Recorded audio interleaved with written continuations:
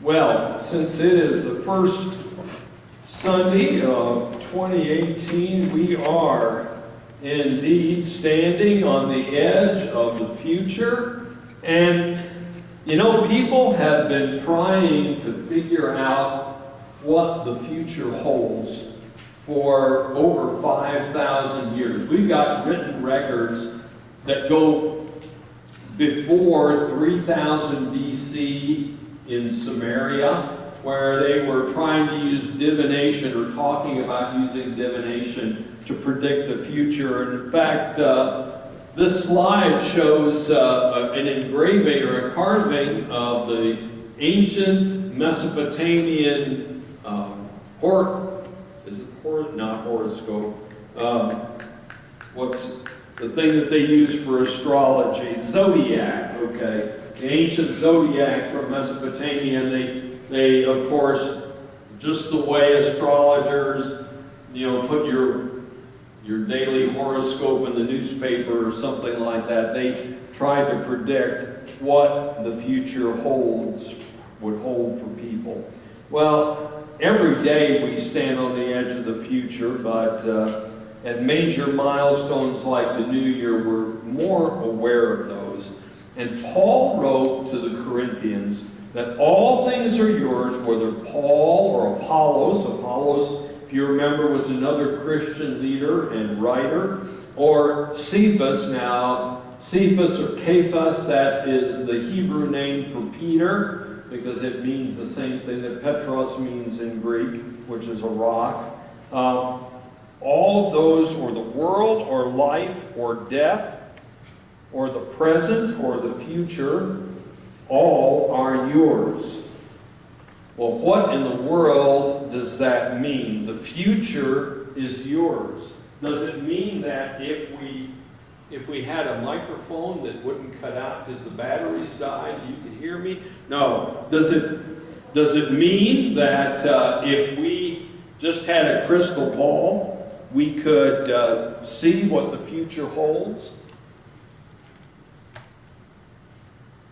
No, I think that Paul was talking about something different from that. I don't think that he was talking about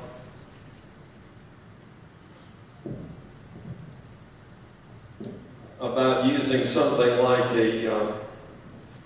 a crystal ball to see into the future. I think what he was doing was talking about the fact that he wanted the church to understand that we are in control of the possibilities for the future. And also, what he said that's a little less obvious there is some instruction about how we are to move into the future together. Now, when Paul wrote those words, he wasn't telling us in any way that we own the world or we have control over everything. Anybody here think you have control over everything? Yeah, I know nobody does. But he was talking about the way we move forward together in that.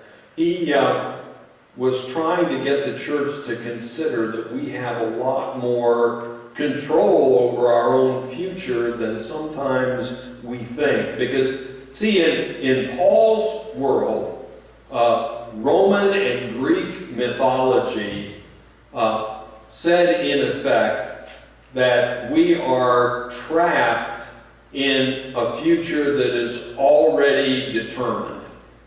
They had this myth of the fates. Anybody ever heard of the fates?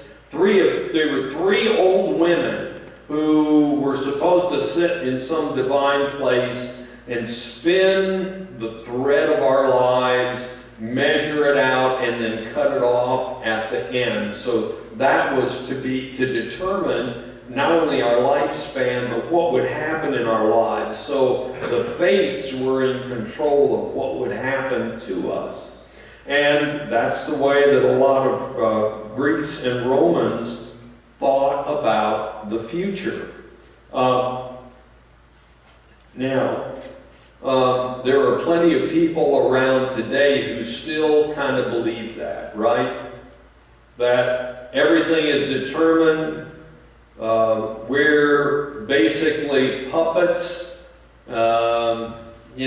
What's going to happen is going to happen. There's nothing we can do to change it. When I was a kid, there was a song, Que Sera, Sera. I think Doris Day sang it.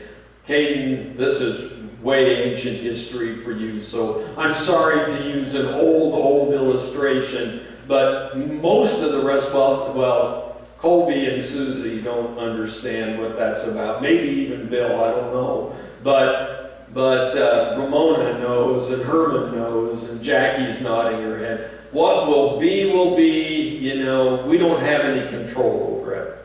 But what Paul is saying is something very different than this idea that the fates or some fate has the future all laid out for us. Because John Wesley, the founder of Methodism, believed that the future is shaped by our choices.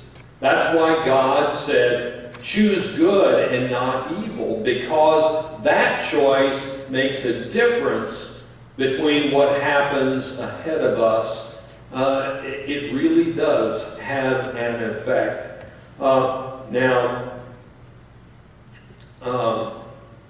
Because we do have that freedom to choose, you could say that the future is yours, that the world and life and death and the present and the future are yours through the choices you make.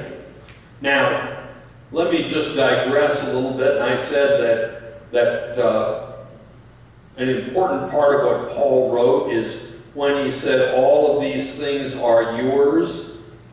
Greek has a distinction between you in terms of there's a singular you and there's a plural you.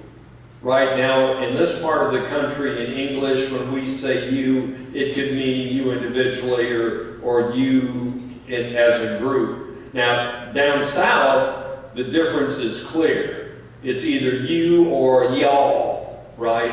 And if it's a lot of people, it's all a y'all, right? Okay. So, Paul, writing, said, the future is y'all's, if you'd want to say it in a southern dialect. It's not that each person individually controls the future or any one person controls the future, but somehow all of us together own the future.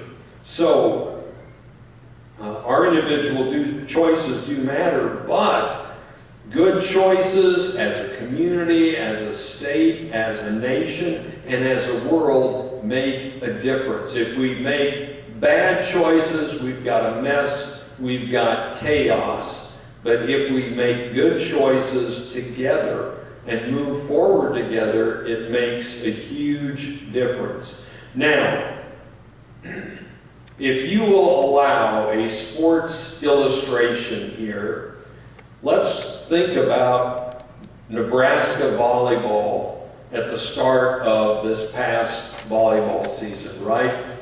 People said, well, Nebraska volleyball is rebuilding because the Rolfson twins there on the right and Justine Wanarantes, three All-Americans, were going off the volleyball team. They're graduating. So the team certainly won't be as good. Of course, we still had Kelly Hunter, but, I mean, a setter isn't the whole team. And we had Michaela Fecke, but, she's got a big arm, but is it just going to be the two of them playing out there? Even John Cook said he wasn't sure what the season was going to hold because they lost so much. Well, those young women at the beginning of the season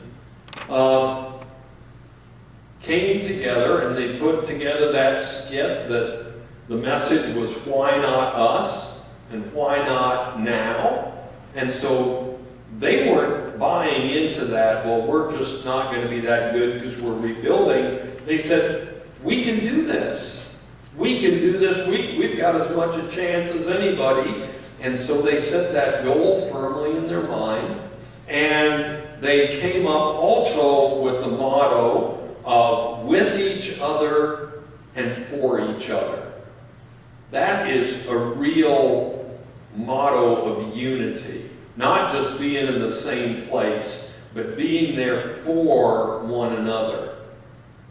Having each other's backs, spending time together, loving one another, just the way a church should be. So, what was the result? They had some talent, but a goal. They had this determination. They worked hard, had some leadership, and you remember that picture? Yes. The celebration following them, not only winning the co-champions of the Big Ten, but winning the national championship, beating Penn State, the other Big Ten co-champion, in the process, playing tremendous volleyball, and being pretty much an unstoppable force this season for most of the time because of that goal and the hard work and the unity. So, as we stand on the edge of the future today, the question comes to us, what do we want to do? What is our goal? I mean, if we just have the goal of keeping the doors open, well, we'll get together every week and worship, we'll sing the songs, and then we'll go home. This church isn't going to go anywhere. But if we have a goal of unity, if we are clear about what we can do together, if we get a big vision, if we work hard and with some talent, we can accomplish whatever we set our minds to. And if our minds are just set on going to church and going home, that's exactly what we're going to accomplish, and it's all we're going to accomplish. So, what Paul wrote to the church at Corinth is exactly the same thing that God says to us today. At the start of 2018, all things are yours, whether the world, or life, or death, or the present, or the future, all of those are yours, and you are Christ's, and Christ is of God. Thanks be to God for that possibility and the choices that lie ahead of us. Amen and amen.